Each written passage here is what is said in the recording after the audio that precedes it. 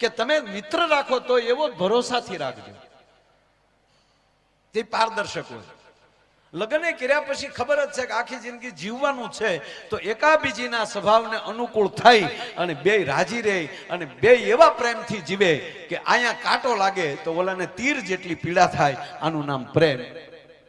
બાકી તો અત્યારે મેં જોયું છે સાહેબ, એક ફેક્ટરીમાં દાદા આગ લાગી. ફેક્ટરીમાં આગ લાગી એટલે એવી લાગી એટલે લાગવા વાળી લાગી. કોઈ કેમિકલની કેવી કંઈક ફેક્ટરી હશે, ડાયરેક્ટ ભડકો જ થઈ ગયો. ભડકો તો થઈ ગયો પણ અંદરથી કોઈ કર્મચારી બહાર ન નીકળી શક્યો. ટોટલી આખી ફેક્ટરી કોઈ માણસ બહાર જ ન નીકળ્યો. એનો માલિક સારો માણસ હતો, એ સીધો એને જાણ થઈ એટલે સીધો સ્થળ ઉપર આવી ગયો, સીધો મીડિયા સામે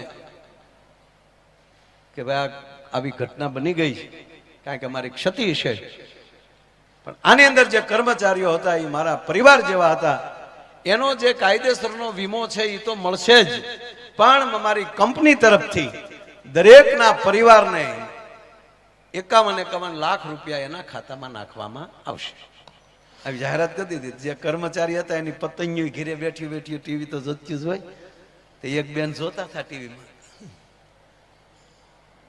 બટા અહીંયા આવ્યું તો એને દીકરાને બોલાવે, આ ફેક્ટરીમાં આગ લાગી, તાર પપ્પા જાતા હતા, એ ફેક્ટરી છે? હા મમ્મી, ભગવાનની મરજી હોય એવું થાય ને બાપા, આમાં થોડું કોઈના હાથની વાત છે, પણ કંપની વાળો તો ભગવાન જેવો કહેવાય. લે માડી કેવો લે, ઈશ્વરની ગતિ હોય એમ થાય. આમાં તો જેથી હાથેમની કે આઠેમ નથી થવાની, શેઠે નથી થવાની, જેથી જે બનવાનું હોય બનવાનું જ હોય. ઈશ્વર દુઃખ નાખે ને બાપા, આપણે સહન કરી લેવાનું હોય. લાવ દીકરા તાર બાપાનો ફોટો લાવ. છોકરે ફોટો આપ્યો, એ વળી ફોટો તે જૂનો હતો, એમણે માખીઓ બેસીને કાળા ટપકા કરી નાખેલા. તે બેને ત્યાં ફોટો હાથમાં લઈને, મને આવી નહોતી ખબર, મારે આને લૂસવા પડશે. એ તમારા આત્માને સદગતિ કરજો, તમારી વાય અમે હારું કરશું, માયાભાઈ નો પ્રોગ્રામ રાખશું, તમારા આત્માને સદગતિ કરજો. દીકરા કઠણ થાજે બટા, કઠણ થાજે દીકરા. હવે એક બાજુ 51 લાખનો હરખને દબાવી રાખવો છે, એક બાજુ ગયા એનો દુઃખ વ્યક્ત કરવું છે, એની વચ્ચે બિચારી હાલી જાય. અને એમાં હજી આમ ધીરે જેમ આમ ખોટું જે આહુડા લાવવાની વાતો કરે મગરના આહું જેવું, ત્યાં એને દરવાજે ટકોરા થયા. જ્યાં દરવાજો ટકોરા થયા, બેન વળી ફોટો એક બાજુ મૂકીને દરવાજો ખોલ્યો તો ઘૂઘુ હામો ઉભો માવો છોડતો હતો. એની પત્નીને બાપુ શું થયું ખબર, કે આ કદાચ પદ્મન મળવા આવ્યો હોય છે. સમજાય એની વાત કે આ બધા ગુજરી ગયા હતા, ભૂત થઈને નહીં આવ્યો હોય ને એટલે બેને આમ પગમાં જોયું. એને કોકે કીધેલું કે ભૂતના પગ અવળા હોય, પણ આના હવળા હતા, કે આના પગ તો હવળા છે. બેન આમ અડવા મળ્યા એટલે પતિએ કીધું, ચૂંચે તમારે ફેક્ટરીમાં આગ નથી લાગી? લાગી ને, ટીવીમાં તો આવતું હતું, કોઈ નથી બચ્યું. ઓલો કે કોઈ નથી બચ્યું. બેન ને પાછો બીક લાગી કે તો તમે કેમ, તમે કહો છો કોઈ નથી બચ્યું, તો તમે? તાકે હું માવો લેવા બહાર ગયો તો. પછી જે બેન ખીજાણા, કીધું નહીં કહું માવા બેન કરો, પણ વ્યસન માંથી બહાર જ નથી આવવું. હું કામ ઈ માવો 51 લાખનો થયો સાહેબ. અને પ્રેમ ન કહેવાય સાહેબ. પ્રેમની કથા એટલે ભાગવત કથા. ભગવાન કૃષ્ણ આપણે શીખવે છે કે પ્રેમ શું કહેવાય, માં સાથે પ્રેમ કેમ કરાય, મિત્રો સાથે પ્રેમ કેમ કરાય, દુશ્મન કેવો હોય તો કેમ જીવાય. આ એક જ ભાગવત કથા ભગવાન કૃષ્ણ આપણે જીવતા શીખવાડી દે. અને એટલે દાદાએ આજે વાત કરી એની ઉપર જ જવું છે કે ભરોસો રખાય છે, જેની ઉપર વિશ્વાસ હોય. એટલે કાક બાપુની એક કવિતા છે, મને બહુ ગમે છે, કે તમે મિત્ર રાખો તો મિત્ર સાથે ભરોસો હોવો જોઈએ. પતિ પત્ની જીવાત બેને સામસામો વિશ્વાસ ભરોસો હોવો જોઈએ. કેમ નહોતા ફોન ઉપાડતા બાબુ? આ શ્રાવણ મહિનો આખો મૌન હોવ ને એટલે મને આમ કારક પછી સારા વિચાર આવે. એટલે હું વિચારતો હતો કે આપણા 3 દેવ, બ્રહ્મા વિષ્ણુ ને મહેશ, અને 3 દેવીઓ આપણે, મહાલક્ષ્મી, મહાસરસ્વતી અને મહાકાલી. અચ્છા, 3 દેવમાં બ્રહ્માજી, તો બ્રહ્માજીનું કાર્ય છે સર્જન કરવું. તો એના ઘરે કોણ છે? તો કે બ્રહ્માણી સરસ્વતી. જેના ઘરમાં મીઠું બોલવા વાળી ભગવતી બેઠી હોય ને એનો જ પતિ કઈક નવું સર્જન કરીએ. નકર આવતા હવે ઠીબલા ઉડાડતા કેમ ફોન આવતા હવે ક્યાં ગયા હતા, મોઢામાં શું ગંધાય છે? ના, એ સર્જન ન થઈ શકે. જ્યાં સરસ્વતી જો તમે આપણે આપણી પરંપરા તો જુઓ સાહેબ. બ્રહ્મા છે તો જ્યાં સરસ્વતી. બ્રહ્મા શું કરે? સર્જન કરે. પ્રજાપતિ કુંભારને બ્રહ્માનો વંશ કીધો તો ત્યાં સરસ્વતી. બીજા આપણા ભગવાન વિષ્ણુ. વિષ્ણુ શું કરે? બધાનું ભરણ પોષણ કરે છે, બધાનું પાલન કરે છે. તો ઘરે કોણ છે?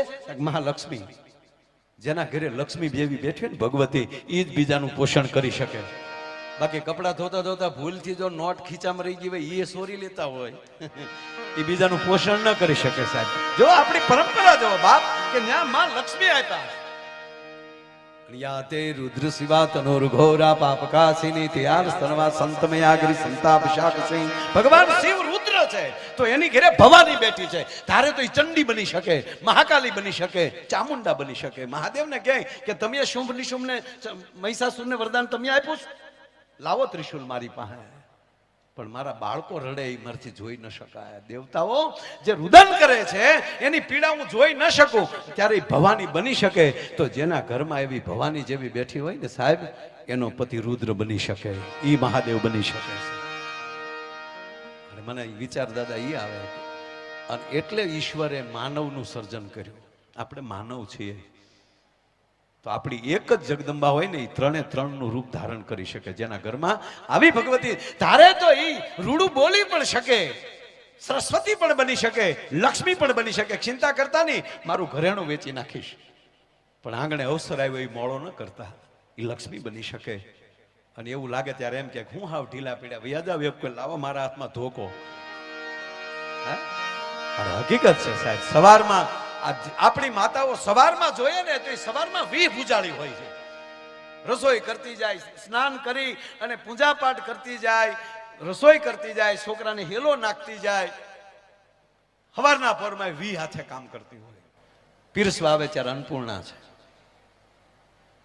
એક ભાઈ આપણે તો હું તમારી ભેગો છું, આપણે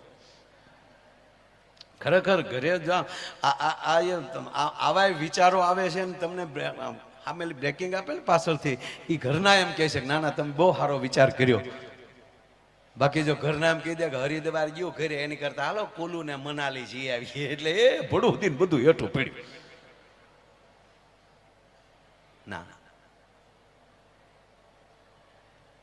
સવારમાં વહેલા જાગીને ઘરમાં પવિત્ર વાતાવરણ આપણી માવું રાખે છે.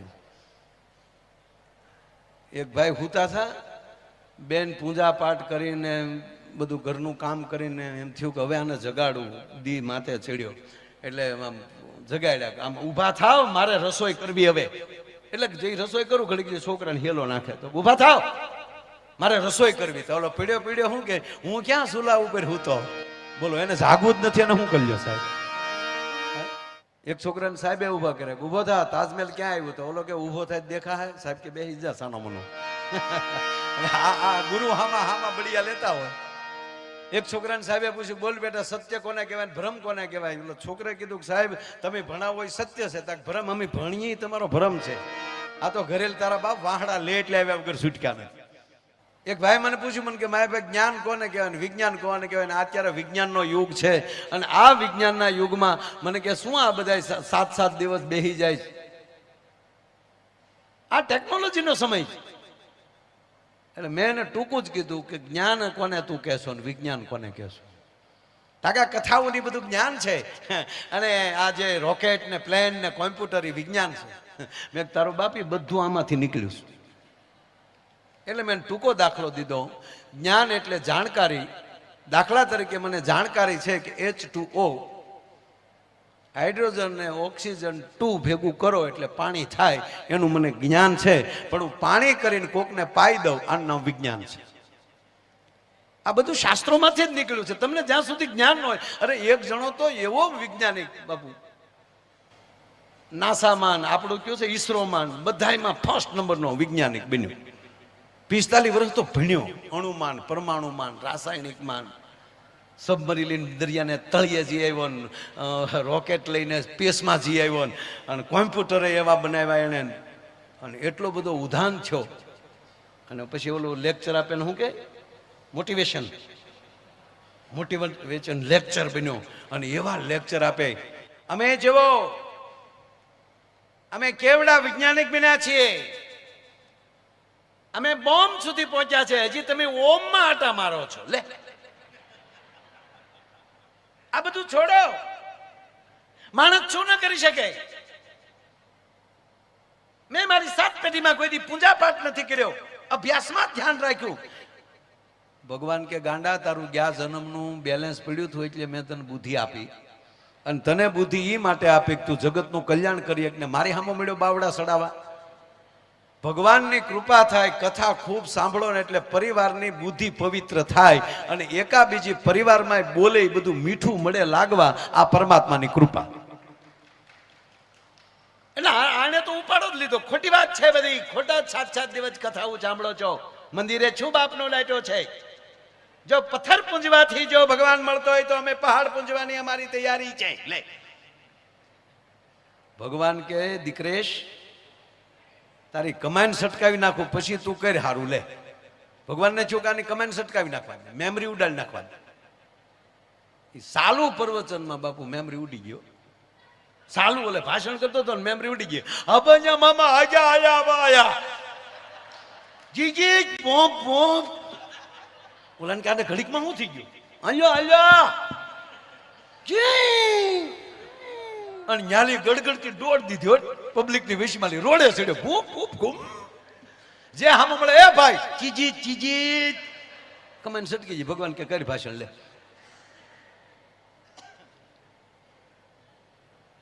ભગવાન ને કહ્યું કે આને મારે પોતાને મળવું તો છે ભગવાન હામાં મળ્યા હો ભગવાને ઉભો રાખ્યો કે એક ઉભો રે નીચે ઉભો જવું ચીજી ઘૂમ ઉભો તો નીચે ઉભો જવું કીધું ને હવે રિમોટ તો ભગવાનના હાથમાં જતો મેમરી ઉડાડીએ કે તો આનો બ્રેક તો મારી દે ભગવાને રિવેસ લીધો તા તો ઘૂમ ઘૂમ ઘૂમ ઘૂમ ઘૂમ ગમકારા બેન નતો કરતો મારો દીકરો ભગવાન કહે શું નામ તારું નેચી કબાય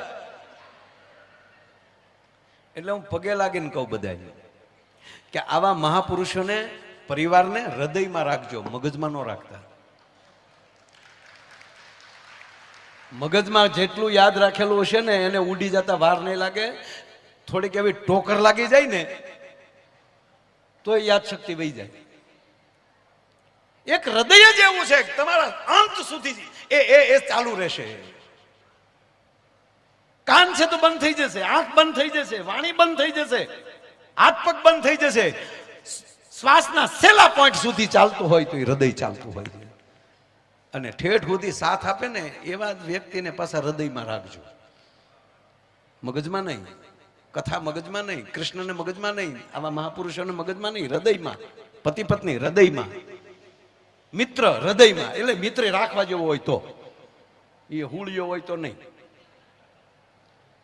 જેને હૃદયમાં રાખશો તો વાંધો નહીં આવે આને બન્યું કેવું આને મેમરી ઉડી ગઈ આપણે ઘણી વાર આ કોઈને લાગી જાય તો નથી યાદ શક્તિ વી જતી પછી હોસ્પિટલમાં હુતાય તો આપણે કહીએ દાદા ઓળખો કઈ હોય નથી ઉજ્જો પણ જો દાદા કોણ આવ્યું નથી હોય નથી ઉજ્જી અરે મોટા બાપુ છે મોટા બાપુ આવા હોય આવું બને એમાં કઈ ખોટું નથી એ થઈ જાય ઘટના બની જાય હવે આને ભગવાને ઉભો રાખીને કીધું કાંઈ ખબર નેચી ઉભો જવું તારું નામ નેચી ખબર તાર દીકરા કેટલા છે નેચી ખબર કીધું ને તાર દીકરાનું નામ નેચી ખબર તાર પપ્પાનું નામ નેચી ખબર તાર મમ્મીનું નામ નેચી ખબર તાર મોટા બાપાનું નામ નેચી ખબર તારી પત્નીનું નામ ચંપા